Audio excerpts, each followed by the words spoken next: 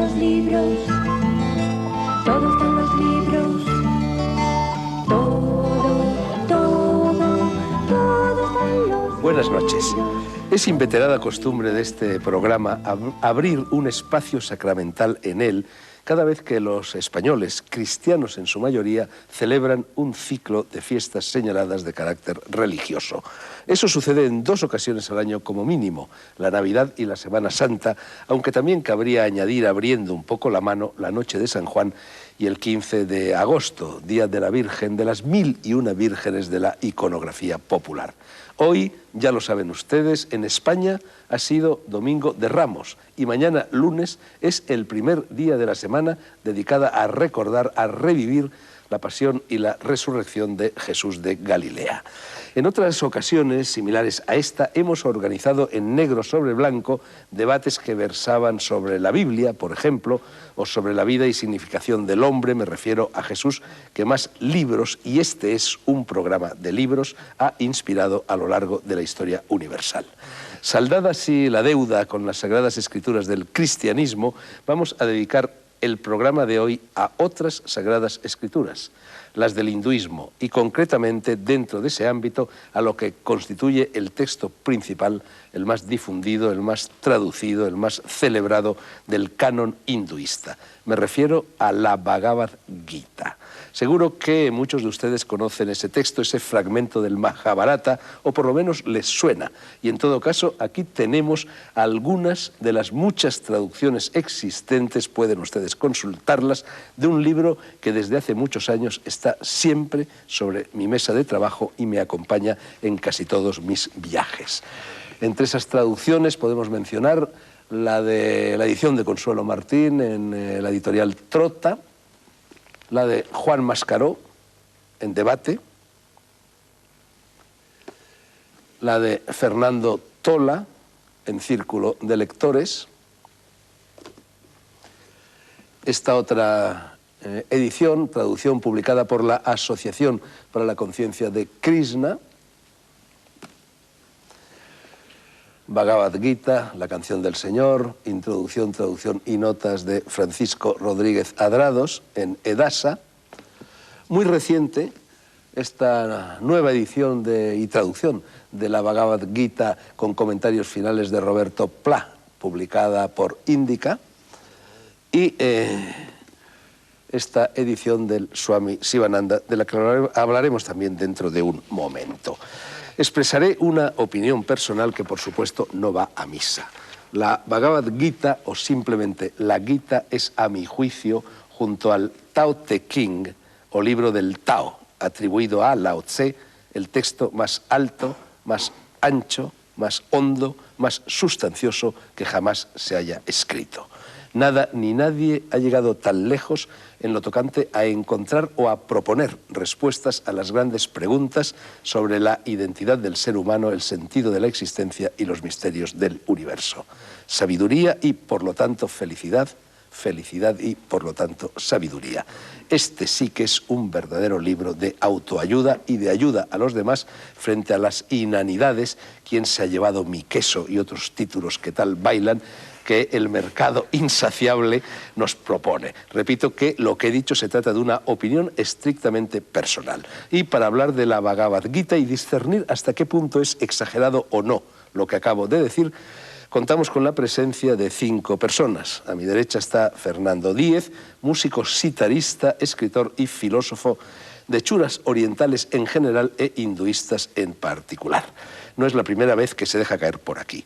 Tampoco es nuevo en esta plaza Enrique Gallud Jardiel, orientalista, indólogo, supongo que se dice así, Enrique, y autor, entre otros libros, estos son los más recientes, de un utilísimo diccionario de hinduismo publicado por Aldebarán y de este documentado trabajo sobre Shiva, el dios de los 1000 nombres, que lleva el sello de Miraguano.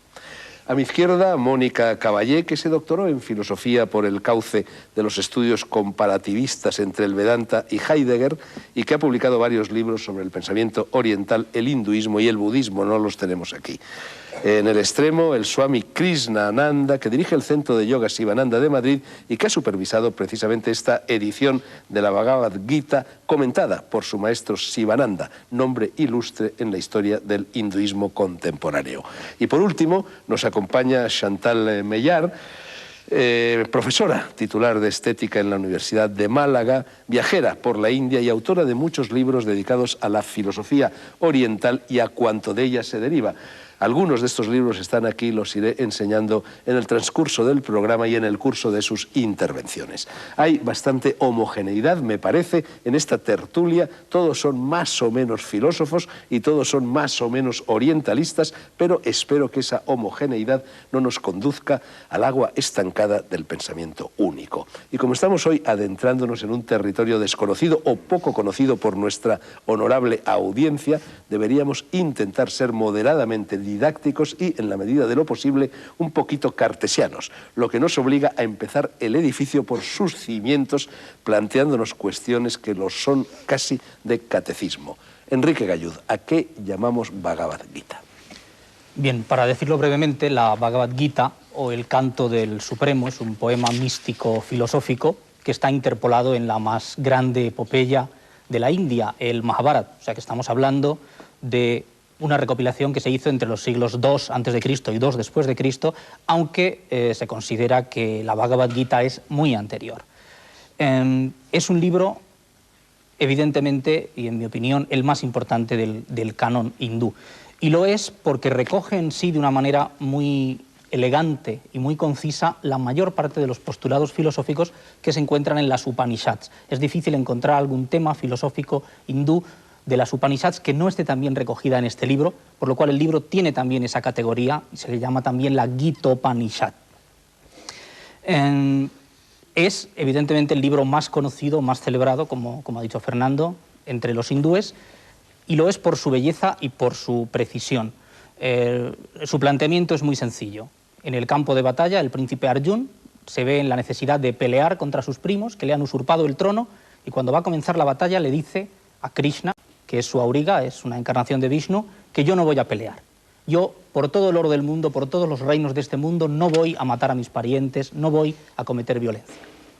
Y entonces Krishna se le manifiesta como lo que es, como una encarnación del Ser Supremo, y le dice unas claras verdades. Le dice, mira, nadie mata ni nadie muere en este mundo porque lo que es siempre ha estado ahí, siempre estará ahí. O para decirlo en términos occidentales, la energía ni se crea ni se destruye, solo se transforma. Entonces tú lo que tienes que hacer es cumplir tu deber, y tu deber, como guerrero que eres, es combatir. Debes hacer la acción y despegarte de los frutos de la acción. Y a partir de ahí le va dando una sucesión de enseñanzas filosóficas relativas al concepto de Brahman, del absoluto, de lo que es el ser, la esencia de eso que llamamos Dios, la energía o como lo queramos definir, que es todo y fuera de lo cual no hay nada.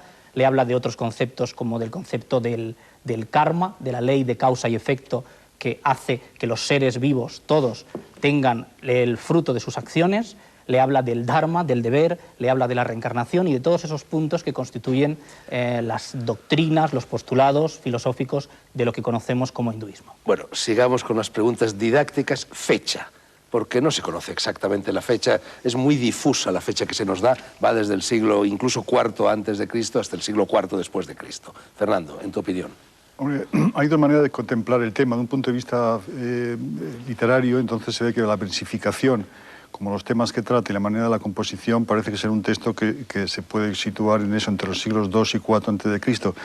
Pero yo personalmente me gustaría analizar el tema porque es un texto que no menciona al budismo. Es un texto que no menciona al yoga de Patanjali, con lo cual me hace presuponer o que es contemporáneo o que es algo previo, ¿no? Luego también está basado en la filosofía Sankhya, que es la filosofía más antigua de la India. Entonces, según mi opinión, pues se podría datar, aunque luego, por supuesto, se le han añadido muchísimas otras cosas, muchísimo más otras reflexiones. Un texto que debía ser originalmente del siglo IV o V antes de Cristo, aunque por supuesto luego ha tenido muchos añadidos. Pero el hecho ese que no menciona el budismo y no menciona el yoga de Patanjali Y ahí me hace pensar que tiene que ser contemporáneo, por lo menos algo previo. Chantal, ¿quién lo escribió? Hay el nombre de un compilador, Vyasa, pero no fue quien lo escribió. ¿Es un libro inspirado? ¿Es un libro revelado? ¿Es un libro escrito por mano humana? Mira, me ha tocado la pregunta, Más desde difícil. luego. No, o sea, yo me lo he estudiado, me lo he estudiado, de verdad. Pero claro, yo sabía que me iba a tocar la pregunta que no sé. ¿Hay alguien que lo sepa? Es que no se sabe. Bueno, No es que efectivamente no se sabe, sí que pero no hay se sabe, hipótesis. ¿no? hay- Me parece que se dice que Vyasa no es un nombre en sí mismo, sino un sobrenombre. Sí. Un sobrenombre que se ha dado para representar a una serie de sabios que han ido dando el conocimiento de escrituras Compilador, al, ¿no? Sí, eso es lo más al mundo. aceptado. Es lo que se entiende, porque Vyasa aparece cuando se escribió un libro, cuando se escribió el Mahabharata, cuando se escribió diferentes libros espirituales, y todos ellos están separados en el tiempo probablemente en miles de años. De hecho, Vyasa significa el que interpreta, el que recopila libros, es decir, que más que un nombre de una persona es sencillamente una función, ¿no? En ese sentido se desconoce el autor e incluso no se sabe si es obra de un autor, de muchos autores. Hay algunas variaciones en el estilo de la obra que hacen pensar que En todo han el habido pensamiento varios de la autores India hay ahí. ese problema, que, Así que se las desconoce. autorías son muy problemáticas porque lo Sí. importante es el texto más que la persona que lo alcance. Y como al fin y al cabo son verdades que no pertenecen a nadie en particular, sino que de alguna manera son verdades eternas a las que cualquier buscador o místico accede por diferentes caminos, lo importante en sí mismo es el tema, ¿no? Al fin y al cabo la mística nace con cada místico, o sea que la fecha en realidad poco importa, ¿no? ¿Es un texto que nació de forma unitaria y que de forma unitaria ha llegado hasta nosotros? ¿O lo que hoy leemos cuando leemos la Bhagavad Gita es en realidad el fruto de toda una serie de incorporaciones, de interpolaciones posteriores? Yo creo que es el mismo tema que pasa con otros textos de la India, es que probablemente nacen dentro de la tradición de comunicación oral y luego poco a poco cuando empieza a llegar a la escritura, el siglo III o IV antes de Cristo, empiezan a escribirse y con cierta redundancia por parte de los brahmanes que consideran un medio un poco ortodoxo la escritura y que luego con el tiempo van sufriendo adicciones continuamente, ¿no? Bueno, ¿cuándo? No, ibas a decir algo No, bonito. sencillamente que en Oriente el sentido de la propiedad intelectual que tenemos en Occidente no existe. Un poquito lo que decía antes Fernando, ¿no? De que la verdad es universal y ni es un hecho histórico ni es propiedad de nadie en particular. Y entonces el pudor que habría aquí para meter la mano en una obra, allí no lo hay. Es decir, que más allá de que haya sido una obra fruto de una persona o de varios, no hay ningún problema en que efectivamente muchas personas hayan añadido o hayan modificado lo que es la base de la obra, ¿no? Sí, Y se hay sospecha una- que es así. Hay Chantal. capítulos, los últimos, que parece que son añadidos posteriores. Las alusiones al Vedanta se dice que son también aludidos posteriores. Hay una teoría, ¿no?, que fue la de Jacobi, que dice que el primer capítulo y hasta el segundo capítulo, párrafo 37, me parece, sería una primera redacción y que luego pues terminaría, enlazaría en el capítulo 18 con el párrafo en que Arjuna dice, bueno, sí, ya no me quedan dudas, ya comprendo y voy a luchar. Esto podría ser, luego se ha interpretado como, bueno, pues que había que tomar la Bhagavad Gita como algo conjunto y que no importaba. Sin embargo, hay algunas razones, yo creo, para pensar que puede ser así, porque en ese primer y segundo capítulo, hasta el 37, se entiende que Krishna le contesta a Arjuna dentro del camino del Dharma exclusivamente. Es decir, lo importante es que se cumpla el Dharma y lo que Arjuna teme, y además se habla en términos de la compasión de Arjuna por su familia, que en realidad no se utiliza la palabra karuna. La palabra karuna se utiliza muy posteriormente, cuando Krishna ya da expone su filosofía. Esa palabra no se utiliza como compasión cuando habla Arjuna en el primer capítulo, sino que más bien una palabra que se podría traducir por piedad. Piedad para la familia, cuando se pone en peligro la familia porque no se cumple el Dharma, se ponen en peligro las castas, y si se ponen en peligro las castas, todo se descabala y empieza el caos. Y los antepasados se ven también llevados hacia el infierno. Entonces, en ese primer capítulo, Krishna no le contesta nada más que tú tienes que luchar para cumplir el Dharma, porque si no vas a tener un deshonor. Y bueno, y entonces nos preguntamos, bien, si después, a partir del párrafo 37 de ese segundo capítulo, lo que se entiende es el núcleo realmente del Bhagavad Gita o de la Bhagavad Gita, como queráis, el núcleo que es la renuncia y por tanto la indiferencia a todos los contrarios, es decir, calor, frío, dolor, placer, indiferencia entre todos los contrarios y también honor, deshonor. Entonces, bien, ahí está explicando Krishna el núcleo del problema, que es la renuncia y que además va a ser el núcleo de todos los tipos de yoga que hay incluido en la Bhagavad Gita, que concretamente son 4. Y que tienen como núcleo, como lugar común precisamente la renuncia, el desapego y esa no diferencia en la acción en cuanto al desinterés por sus resultados. Eso viene después, y la compasión que puede uno sentir en esa situación de renuncia viene después. Bueno, Chantal, te has adelantado, nos has hablado del contenido del libro. Yo estaba todavía en las abscisas y ordenadas. Solo quería decir que, bueno, que ahí hay un hiato en ese segundo capítulo que puede ser dado por ahí. A mí sobre el origen, si seguimos hablando del tema del origen, también es dudoso porque hay quien opina que es un poema épico al cual sin doctrina ninguna, al cual luego se le añade posteriormente la doctrina. Otros opinan que es un poema panteísta que luego se mezcla con los cultos de Bhagavad, de Krishna y Vasudeva. Y entonces, en fin, que prácticamente está la cosa confusa. La realidad es que es una Upanishad que comparte cosas con muchas otras Upanishad y que todo el sentido y la finalidad es el de una Upanishad. Bueno. Pero se entiende también la tradición, por lo menos la tradición más espiritual, que esta es una escritura que son escrituras reveladas en la meditación también. La Bhagavad Gita llega, si no estoy equivocado, en 1874 a Occidente. ¿Cómo? ¿De qué forma? Pues, Enrique, no. Es Charles Wilkins quien la traduce en primer lugar con la ayuda, por así decirlo, de la Compañía de las Indias. Esa es la primera versión que se conoce, aunque luego los estudios de Max Müller pues ayudan. Y ya a partir de ahí, en el romanticismo alemán, Schlegel, versión al alemán. Sí, son los que lo han popularizado y los que han llevado a Occidente esas... Realmente son Charles Wilkins y William Jones solamente los fundadores de la indología, ¿no? William Jones es juez magistrado de la Corte de Calcuta y Charles Wilkins es representante de la compañía. Los dos aprenden sánscrito y los dos comienzan a traducir todos los textos sagrados hindúes, de tal manera que a principios del siglo XIX, 1830 o así, el sánscrito ya se enseña en las universidades de París, en Berlín y en Londres. Bueno, algunas de las traducciones que tengo aquí encima de esta mesa y que he mencionado no son traducciones desde el sánscrito, son traducciones hechas desde otras traducciones. Pero en cualquier caso, incluso entre las traducciones hechas desde el sánscrito se aprecian muchísimas diferencias. Sí. A menudo uno tiene la impresión, cuando está manejando una u otra versión de la Bhagavad, que está leyendo libros diferentes. Pero solamente en la forma, ¿no? En la esencia realmente yo creo que todos coinciden. Es que el sánscrito es una lengua muy ornamental, muy barroca, muy propensa a los tropos, a las metáforas. Entonces, muchas veces la manera de interpretarlas pues es distinta en una persona a otra. También depende... una cosa que hay que tener en cuenta. Hay muchos términos del lenguaje sánscrito que se traducen con dificultad, porque no hay términos castellanos que tengan una equivalencia exacta, ¿no? Sobre todo en cuestiones más metafísicas.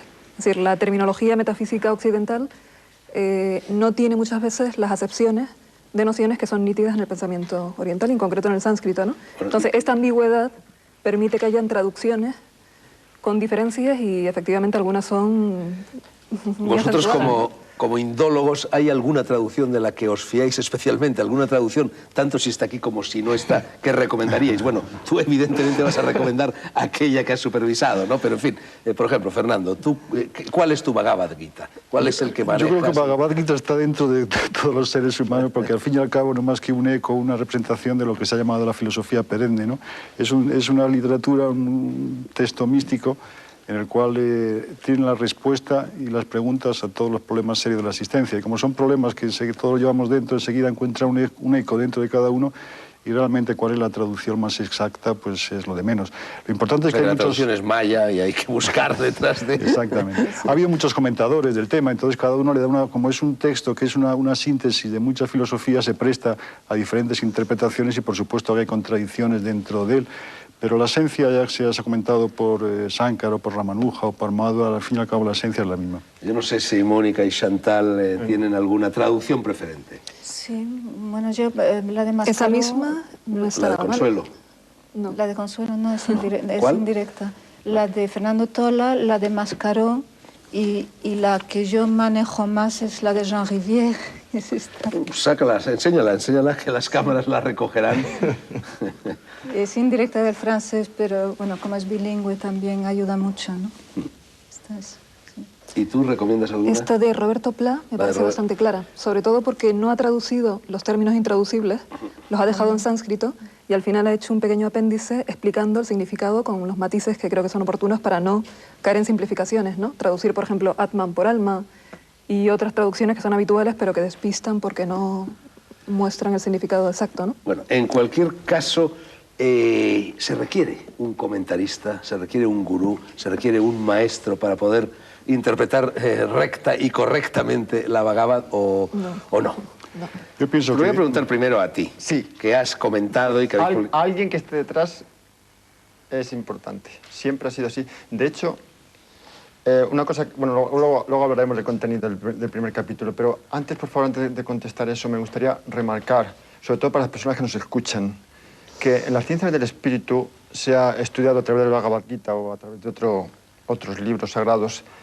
Hay que prevenir al estudiante de estas ciencias que evite las comparaciones cuando hay diferentes maestros y diferentes versiones. Por lo tanto, mi consejo humilde es que de las personas que nos escuchan, que se sienten interesados en el estudio de ello, que cuando elijan un libro, que vayan a él y le estudien seriamente y que no caigan en lo que caemos inevitablemente algunas veces nosotros, ¿verdad? Es el proceso intelectual, ¿no? Nada más que quería hacer esa puntualización. Y Sí, Yo creo que el libro se explica por sí mismo, entonces sin desmerecer en absoluto la tradición discipular y las enseñanzas que un maestro te puede dar, yo creo que es un libro del que cualquiera, a nivel individual, con un esfuerzo honesto, puede sacar... Incluso cualquier occidental, Enrique. Cualquier occidental. Yo estoy de acuerdo con eso, sin duda. Hay que tener cuidado en lo que indicabais de las traducciones de los términos, porque eso es uno de los grandes problemas que hay al tratar la filosofía, y es que muchas veces, en vez de dar un sentido al término filosófico, lo que hemos hecho ha sido darle un equivalente nuestro. Y entonces eso sucede, y sucede en la mayor parte de las traducciones de la Gita, con los términos más importantes. Por eso yo casi, aunque me gusta mucho la versión de Tola, pero la de Adrados quizá la veo un poco más rigurosa. Por citar un ejemplo concreto, si no me hago muy pesado, sí. El mismo Brahman, que se ha traducido como el ser supremo o el absoluto, términos que nosotros entendemos, si lo estudiamos filológicamente, viene de la raíz bri, que significa expanderse. O sea, la manera que tiene el hinduismo de hablar de ese ser supremo es lo que se expande. Estamos hablando de un concepto totalmente físico. ¿Qué es lo que sabemos del universo en que estamos? Que se expande. Bien, pues ese es el concepto que se tiene. Al llamarlo simplemente el ser supremo, podemos entrar en una noción más simplemente de un Dios muy poderoso, pero que no es todo. Entonces es... Sí, también hay que tener en cuenta que estamos hablando de un libro que se considera una doctrina secreta, ¿no? Es un libro que en el fondo es para iniciados y que aunque la interpretación sea muy directa, entender pues si no la llega a ser secreta, habría aquí 800.000 yo me estoy refiriendo a eso, que todo el mundo puede avanzar en el estudio personal, pero que en un momento dado, si quiere avanzar más profundamente, tendrá que meditar más profundamente las enseñanzas, y para meditar más profundamente uno necesita el contacto con un maestro o el ambiente en el que ese estudio toma lugar. Porque, por ejemplo, tradicionalmente... ¿Eso lo dice la Bhagavad Gita? No, eso depende de la evolución de cada uno. Algunas personas necesitarán un maestro y otras no, depende del grado de evolución en el que ellos estén. El maestro es el ser más querido para Krishna, es aquel que transmite mi doctrina a quien me es devoto y lleva una vida austera. Esa es la persona y la enseñanza más querida. O sea que la figura del maestro sí que aparece, por supuesto, en el Bhagavad Gita. Bueno, entre todos estos comentaristas a lo largo de los siglos de la Bhagavad Gita, ¿ha habido complementariedad o por el contrario ha habido oposición? Quiero decir, esos distintos comentaristas, empezando por Sankara, ¿son adversarios o son complementarios? No, yo creo que el Gita es el punto de confluencia, etcétera, ¿no? Todos han en metido donde eso, diversas la escuelas cuchara. y sectas coinciden. Aunque puedan tener enfrentamientos por otros motivos, pero creo que es un terreno común, que no ha suscitado polémicas ni versiones tan distintas como pueden haber sucedido con otros muy textos. diversos, sí. Es que un poco lo curioso de la Gita es que a pesar de ser tan sencillo y tan claro, cualquier persona lo puede leer y es muy elocuente y muy transparente, precisamente porque tiene que creo que es un gran valor del libro, ¿no? Una capacidad de síntesis muy amplia, es un libro muy integrador y muy tolerante. En su momento fue como una síntesis de todas las grandes corrientes de pensamiento y de espiritualidad de la época, ¿no? Y el libro es perfectamente armónico, unitario, pero se presta a muchas interpretaciones y las que han habido sí que es verdad que han enfatizado un poquito la propia doctrina que quería defender la persona que hacía la interpretación correspondiente, ¿no? Pero que creo que eso desvirtúa el sentido de la Gita, que si algún valor tiene es precisamente esa tolerancia y esa tremenda capacidad de síntesis y la universalidad, ¿no? Su capacidad para unar tantas formas de pensamiento y de práctica de una forma totalmente coherente y armónica, ¿no? Eso a todo el mundo se le reconoce. El primer comentario importante es el de Sánkara, y el más famoso de todos. Los demás, todos los que le siguen, como Ramanuja, Madhva, Vallabha, Nimbarka, todos estos hacen hincapié en que la devoción es el camino más importante para llegar a Dios. Sánkara, a duras penas, también acaba aceptándola y pone en comparación el camino del conocimiento con el camino de la devoción. O sea que si Sánkara acepta el camino de la devoción es el más importante, ya es un buen tanto a favor del Bhagavad Gita, que es un texto teísta y por tanto devoto. Bueno, aunque ya se nos están echando encima los anuncios, vamos a dejar las preguntas de catecismo y vamos a hablar ya del contenido de la Bhagavad Gita. En primer lugar, y es la única pregunta que os formulo antes de la publicidad, ¿estamos ante un libro de ética o ante un libro de metafísica o ante un libro de ética y de metafísica? Es metafísica en primer lugar y la ética viene dada después, aunque el mensaje que se da. ¿Qué es el yoga? Definido. Actúa y olvídate de los frutos de la acción. Eso es el yoga, que es lo que está dicho. Sin embargo, se nos está dando una visión del universo, del ser, de lo que es, y de sus características, y de cómo nosotros estamos integrados en ello, y el resto de los seres, y qué leyes nos rigen, si es que hay alguna ley que nos rija. Estamos hablando de metafísica en primer lugar. Si fuera solamente un libro de ética, tendría un valor mucho más limitado del que tiene. Sí, además de metafísica también estamos hablando de mística. Es un libro de misticismo y además, mi opinión es que de misticismo duro, ¿no? Por el perfil del ser de conocimiento que describe, es un texto de mística y misticismo duro, además, por muy claro que esté el texto. Yo pienso igual, ¿no? Es un texto básicamente de metafísica y la ética de la propia metafísica se deriva todo un sistema de vida práctica, pero de esencia metafísica. Es un poco lo que diría Écar en nuestra tradición, ¿no? No preocuparse tanto del hacer, sino del ser, y del propio ser surgirá la acción adecuada, ¿no? Entonces es un libro básicamente de metafísica, la ética de secundaria, creo. Es una metafísica, pero antes que una metafísica yo creo que se debe de hablar de una cosmología, que es la cosmología propia del Sankhya, ¿no? Que se desarrolla perfectamente ahí. Y efectivamente, conjuntamente o a partir de esa cosmología se trasluce una ética que además puede ponerse en contacto, yo creo que tendremos ocasión de ponerlo en contacto con el Tao que tú has nombrado y con otras cosas más contemporáneas en cuanto a una ética absolutamente, vamos, kantiana. Incluso. Bueno, dice la Bhagavad Gita que lo que existe no puede dejar de existir y lo que no existe no puede llegar a existir. Los anuncios existen.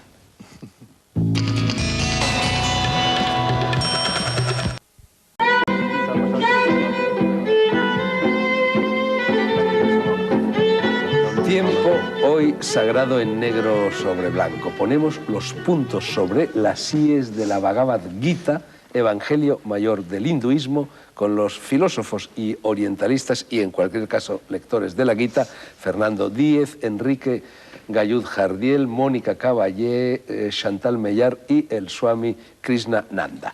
Bueno, en la Bhagavad Gita, evidentemente, como en todas las Sagradas Escrituras, se utiliza un lenguaje simbólico. La simbología sería el eterno diálogo entre el alma universal y el alma individual. Ahora bien, siempre hay gente que cede a la tentación literalista y por lo tanto integrista de leer al pie de la letra las Sagradas Escrituras, y entonces ha habido interpretaciones para todos los gustos de este libro. Es decir, desde ser el libro de cabecera de Gandhi e inspirar la IMSA, la no violencia, hasta lo contrario, hasta leerlo incluso como un texto belicista, como un texto que justifica y legitima la guerra, ¿no?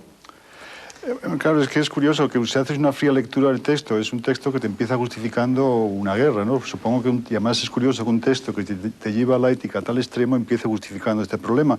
Pero claro, hay que entender la finalidad del Gita. La finalidad del Gita es que actúes de acuerdo a tu deber, da igual el que sea, y no te preocupes de los resultados. Arjuna no es un pacifista, él es un kshatriya. Él no está contra la guerra, lo que está en contra de matar a los amigos, a los maestros y a los familiares.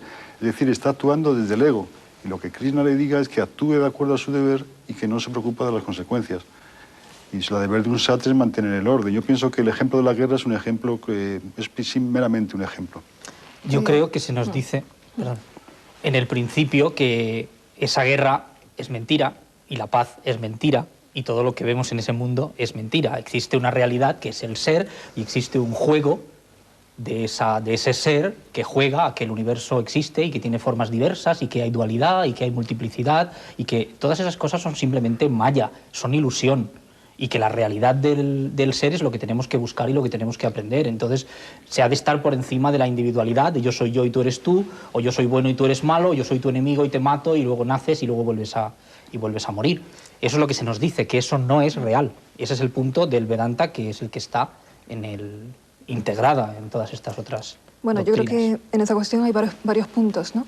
En primer lugar, la guerra en la Gita, aunque parte de una situación prebélica, como has dicho, ese hecho se interpreta en un sentido alegórico. Es decir, casi el marco de la guerra desaparece en lo que es propiamente la Bhagavad Gita, es un factor secundario con un sentido alegórico, y de hecho cuando empieza la guerra, todo el ambiente dramático y los sonidos de la batalla desaparecen, ¿no? Cuando empieza propiamente la Gita, ¿no?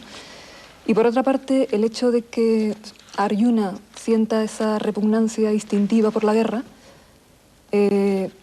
la Gita nos está diciendo que incluso en los deberes más repelentes es posible actuar con pureza de intención y sin ego. Es un poquito el mensaje de la Gita, él es un ¿no? pacifista, él está acostumbrado a muchas guerras, lo que le molesta es una guerra en la cual se enfrenta a familiares, maestros y amigos. O sea, su problema no es guerrear o no guerrear, es guerrear contra alguien que es conocido, es decir, está actuando del ego y no preocupándose exclusivamente de cumplir con su deber. Me parece que ese es el punto, ¿no? Pero la guerra se pone en cierta medida como el ejemplo de un deber particularmente repelente. Sí, es decir, que en ningún caso hay una especie de mística de la violencia ni nada por el estilo, ¿no?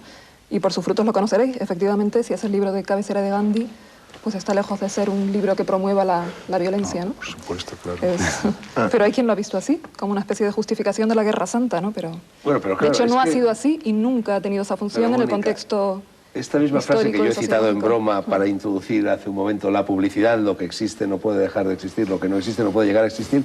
Claro, si la tomas al pie de la letra, entonces vale todo. Justifica los abortos, justifica las guerras, justifica el suicidio, justifica el asesinato. No, porque el problema está... ¿Dónde está el...? Nos encontramos el problema ético del deber, ¿no? La sociedad hindú de aquella época está totalmente estratificada, cada ser humano tiene sus obligaciones, tú tienes que cumplirlas. Yo no creo que dentro de sus obligaciones esté nada Bueno, si atentar tú contra naces la ética. matarife, tendrás que matar vacas para cumplir con tu dharma. Bueno, es que dentro del hinduismo precisamente ese señor no existe, pero si lo fuera, por supuesto que será tu deber, claro. Los Pero- hindúes nunca han ido a la guerra por motivos religiosos. No, jamás. O sea que aunque ese ejemplo esté ahí y sea el más conocido, Cierto. eso no ha provocado socialmente esa Para respuesta. mantener el orden social y la sociedad. Y luego Krishna le dice a Arjuna que cumpla su deber sin intereses personales y sin ego. Es decir, que la propia ausencia de ego ya pone límites a la violencia. Es decir, que factores de sadismo, de guerra gratuita, de crueldad no pueden haber porque precisamente le está instando se pone- a actuar sin ego, ¿no? No puedes Es actuar decir, que pensando en los resultados que vas a conseguir con los actos, ¿no? Bueno, raros esa son... misma actitud Raras, Mónica, son las personas que desencadenan guerras y que dicen estoy desencadenando esta guerra para satisfacer mi ego. Te dicen que actúan en nombre de la paz, No, de la por supuesto. humanidad, de la Sí, sí, libertad, de la justicia. O sea, pero bueno, en definitiva, lo que yo creo es que detrás de este libro hay una cosmogonía que presenta el mundo como escenario para una batalla que es una batalla moral. Sí, pero yo creo también que hay, aquí yo vengo con mi chuleta, porque voy a todas partes con mi chuleta. ¿Tú a tus alumnos en la universidad les dejas llevar chuletas?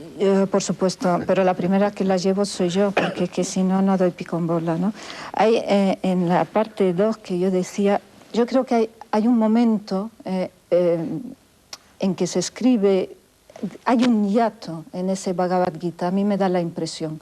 Hay un momento de crisis que debe de haber entre la tradición védica, la tradición de los brahmanes, y una especie de revolución que debió de haber entre el siglo V y el siglo II, concretamente con el budismo. Y no por nada la Bhagavad Gita, uno de los yogas que enseña es el Buddhi Yoga, es decir, el yoga del conocimiento, pero de Buddhi, de la palabra Buddhi, viene budismo.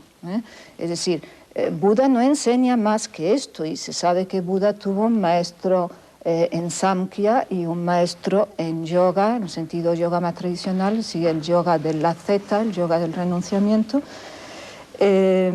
Y aquí dice Krishna en la parte 2.42, quienes carecen de experiencia apegados a la letra del Veda pronuncian esta palabra que no enseña que no hay nada más que el Veda. O sea, hay una clarísima, y además se repite en otros momentos, hay una clarísima pelea contra el ritualismo védico, contra las personas, los brahmanes en concreto, que se creen que con hacer un ritual, que con apegarse a ello, que con hacer donaciones, etcétera, que con pegarse a la letra y recitar el Veda, que ya lo tienen todo hecho. Y entonces es como una excusa, y la guerra que se propone aquí, yo creo que es una excusa para explicar esa cosmogonía Samkhya, para explicar ese Buddhi Yoga, ese yoga del conocimiento, para explicar que no hay diferencia entre el yoga de la zeta y el yoga del karma yoga, que es el yoga de la acción. Karma es una palabra, como sabéis, bastante mal interpretada popularmente, ¿no? Esto del mal karma, del buen karma. Pero no se enfrenta realmente a los rituales védicos, se enfrenta en la actitud con lo cual te enfrentas a estos rituales. Si tú realizas los rituales pensando en un producto, entonces por supuesto está contra ello. Ahora, sin embargo, en otro momento dice que los sacrificios, ofrendas, son los medios de purificación del sabio. Claro, pero depende de la intención detrás. Claro, pero ¿qué sacrificio? O sea, cuando hablamos de sacrificio, hay de sacer, sacrificio, sacer, hacer, ¿no? Hacer un acto sacro, ¿eh? Es el sacrificio, es hacer un acto sacro. ¿Qué más acto sacro que la renuncia a sí mismo? Es decir, el acto sin atender a las consecuencias o al interés que tú puedas tener. Entonces, lo que quería decir... Por cierto, tú antes, Chantal, habías empezado a explicar, y te ha interrumpido Fernando, a la gente que lo que es el karma. Lo del karma. Efectivamente, mucha gente confunde el karma con la buena y la mala suerte, con la baraca. Ahí está. Entonces yo creo que ahí hay precisamente otro de los núcleos centrales. Te lo digo para que termines muy lacónicamente de explicar a la gente lo que es el karma en realidad. El karma significa acción, significa acción. Y la cadena causa-efecto es la cadena kármica. Entonces, lo que se pretende en todo tipo de yoga es romper esa cadena kármica. ¿Por qué? Para liberarse. ¿Liberarse de qué? De esa cadena precisamente que es la existencia. No hay existencia sin acción, viene a decir el Gita, ¿no? No hay existencia sin acción. Incluso el renunciante, cuando está en lo alto del pico del Himalaya, está respirando y esa respiración es una acción, lo dice Krishna, ¿no? Bien, no hay posibilidad de librarse de la acción. Ahora, por tanto, actúa, pero ¿cómo actúa? Y ahí viene la historia de la no acción dentro de la acción que entronca con el taoísmo, ¿no? El Wu Wei, no actuar, pero no actuar ¿cómo? Actuando. Actuar ¿cómo? No actuando. Es decir, sin interés por las consecuencias, sin interés por los resultados. Y entonces es cuando rompes la cadena causa-efecto, es decir, la cadena kármica, y liberas. Bueno, hablábamos hace un momento de cómo la Bhagavad Gita es al mismo tiempo metafísica y ética. Vamos a hablar un poquito de la ética. El principio ético fundamental de aplicación a la vida cotidiana de la Gita es este que ya ha salido varias veces a relucir y del que tú acabas de hablar, los apegos. No hagas las cosas por sus frutos, sino por sí mismas. ¿Es así? Exacto.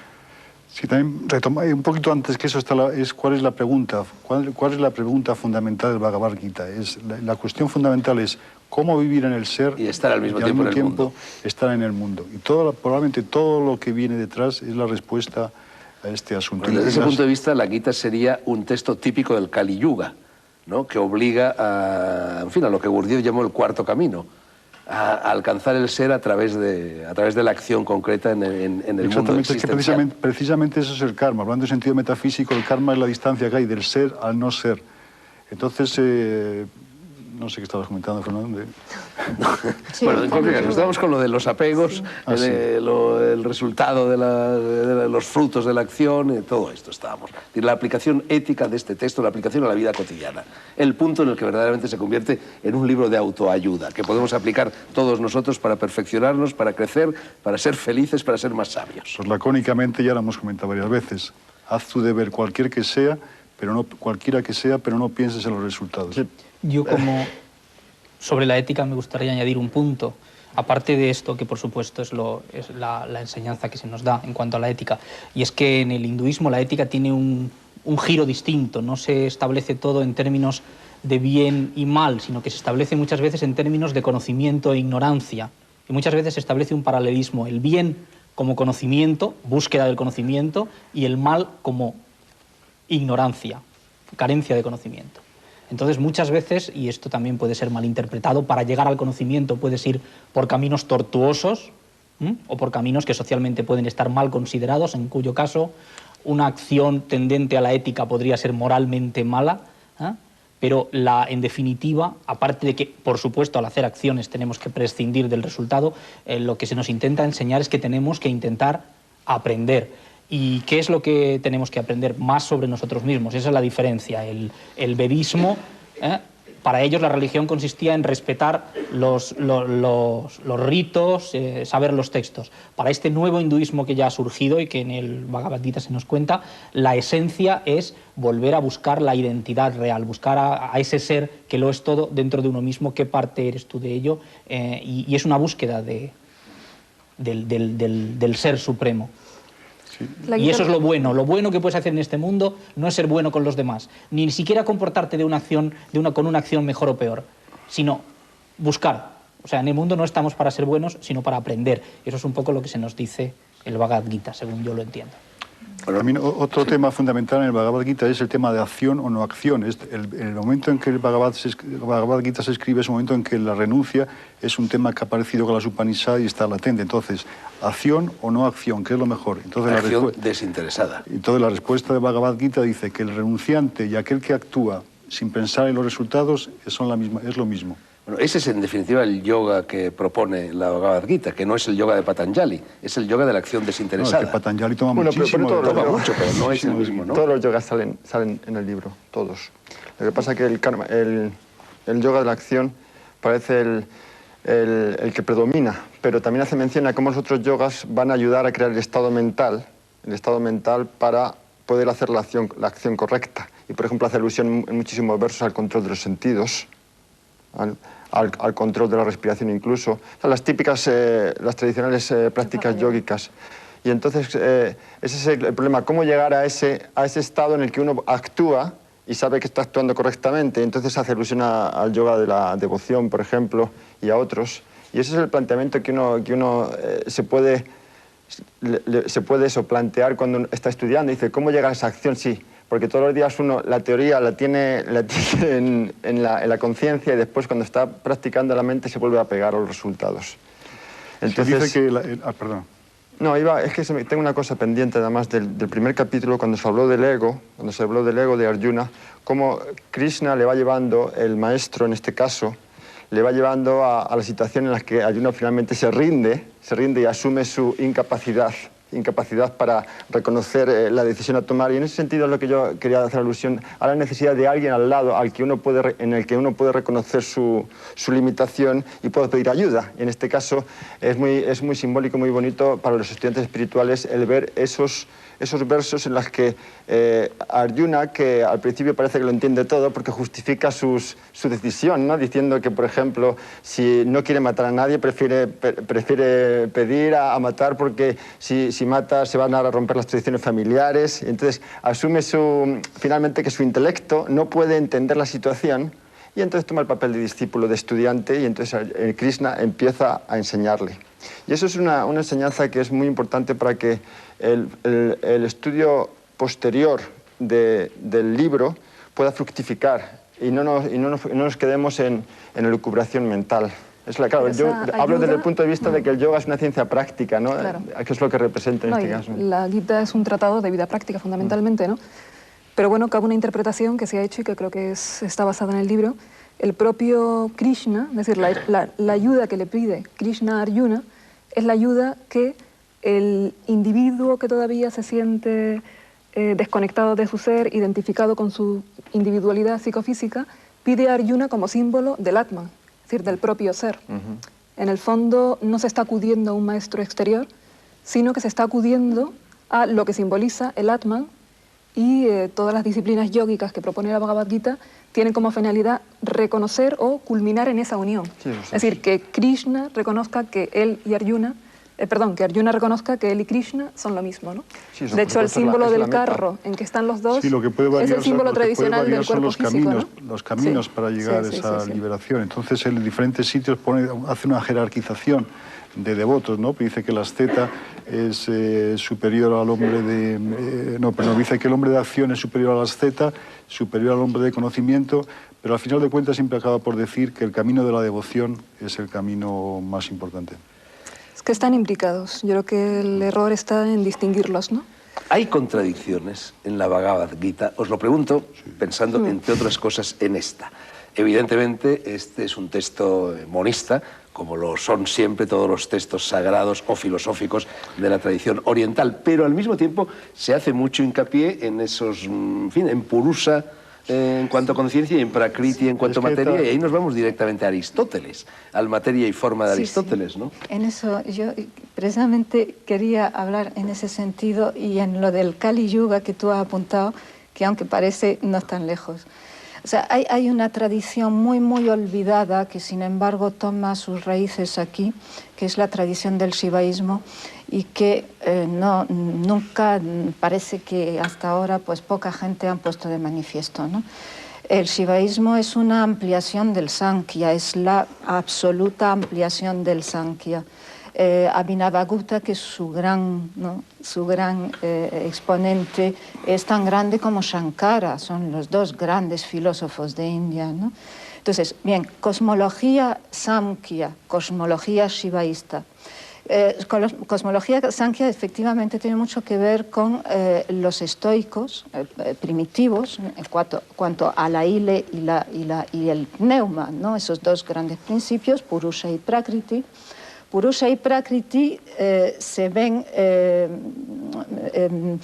como dos grandes principios. A mí no me gusta hablar ahí de teísmo en todo esto, ni de monismo, ni nada de esto, sino dos grandes principios que hacen, que fenomenalizan una sola energía, multiplicándose, haciendo fenómenos de lo que en principios es una energía, a través de una jerarquía que empieza con la maya, es decir, con la maya quiere decir, es otra palabra también muy, muy mal interpretada. Maya quiere decir magia, maya quiere decir fuerza, maya quiere decir poder.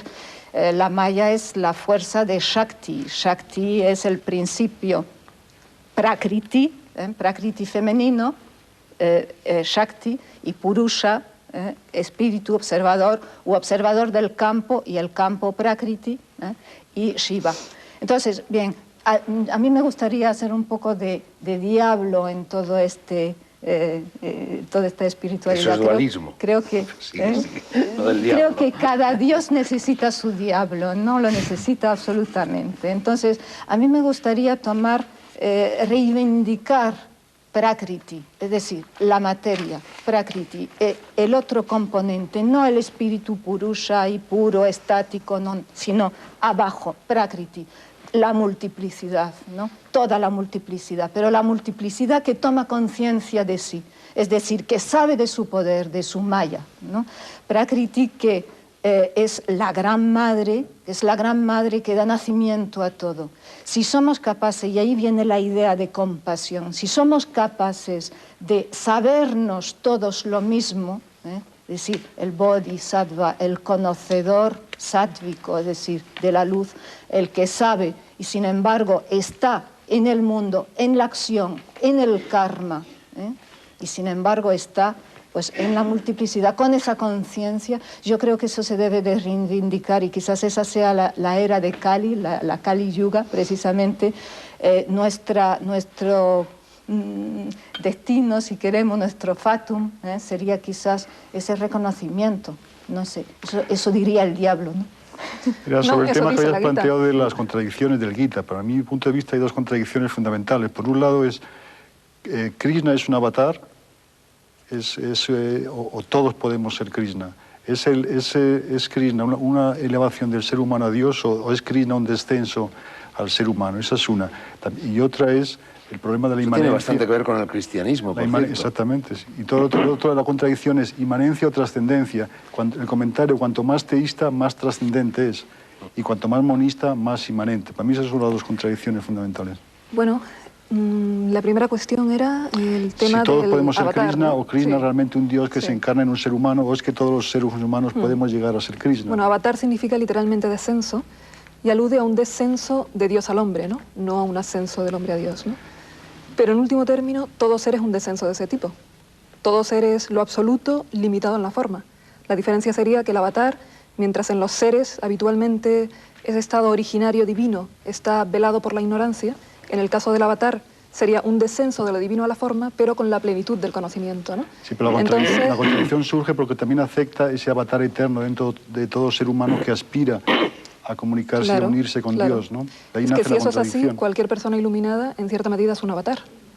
Ahí está el problema. En el Depende de la mundo, siendo interpretación. plenamente consciente de sí, ¿no? Y bueno, en cierto modo, el interés de Oriente, en cierta medida, radica en que figuras como el Buda, por ejemplo, es lo que ha alcanzado el Buda, se dice que lo puede alcanzar cualquier ser humano.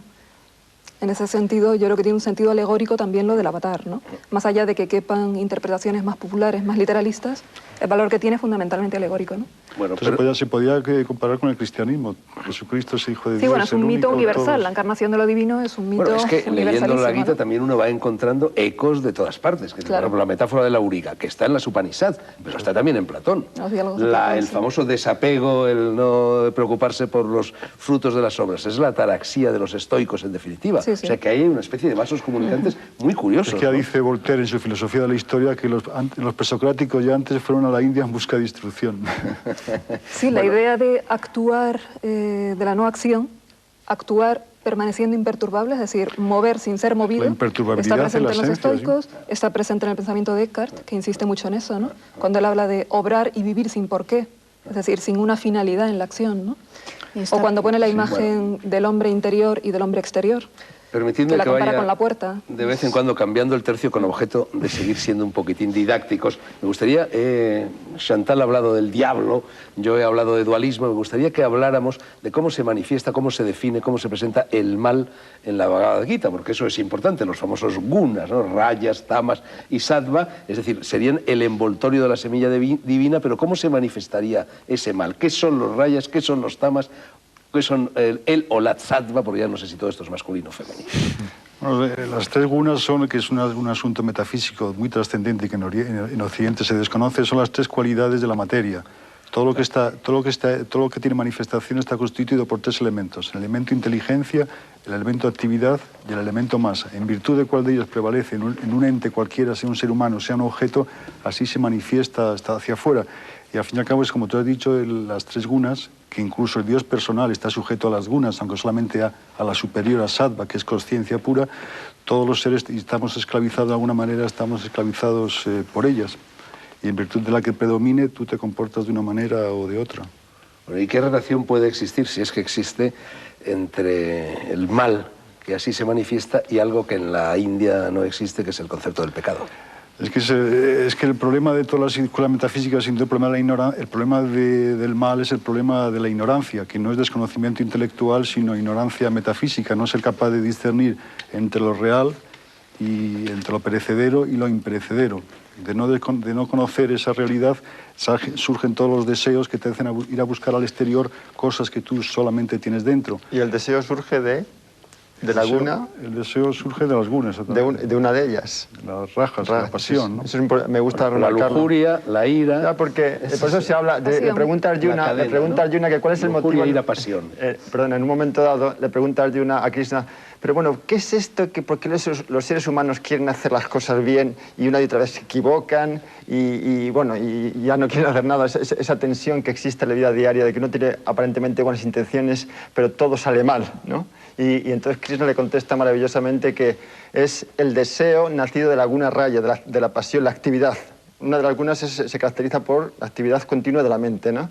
Entonces, claro, dice, entonces mientras no controles la pasión, la actividad mental, no vas a conseguir avanzar, ¿no? Entonces eso es supuestamente para una posible interpretación del origen de muchos de los problemas humanos o mentales. De todas formas, yo creo que la Gita no habla de gunas buenas o malas, ¿no? Es decir, no, sino que sea mala. El problema, lo que se decía antes, ¿no? El único mal es la ignorancia, y la ignorancia tiene su origen en la confusión del espíritu con, bueno, en el caso del individuo, del Atman con lo que es la individualidad psicofísica, ¿no? Es decir, las gunas operan a nivel psicofísico y solamente cuando el espíritu se confunde con la actividad de las gunas es cuando propiamente se puede hablar de mal, entre comillas, porque es ignorancia, ¿no? Sí establece una categoría entre las tres, me parece a mí, incluso en todos los niveles. Pero no en términos morales. Conocimiento, sacrificio, todo establece bajo qué guna estás funcionando, ¿no? Igual que el conocimiento. Por ejemplo, el conocimiento sádvico es aquel que sabe distinguir entre el ser y el no ser.